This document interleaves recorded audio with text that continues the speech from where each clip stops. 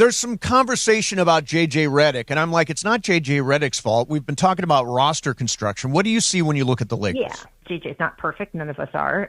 But very easy to see. When LeBron and Austin Reeves and Luka are all on the court together, which, by the way, is who you want, offensively in crunch time, defensively, they're very vulnerable. Like, that's just the truth. That's how it is. And you need a team that's good at both things because basketball is played both ways.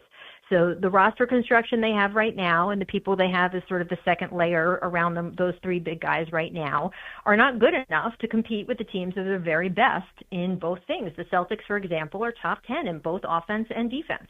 Like, the Lakers are very much not. Yep. So, until that basic roster issue is fixed, this team is not going to win another title. However, the good news is the Lakers have the thing that's the hardest thing to get.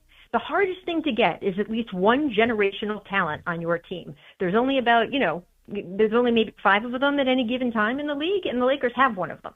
So that's the hardest thing. That's what teams are tanking years for, to draft one of these guys and develop them and hope that they end up turning into someone like Luka Doncic.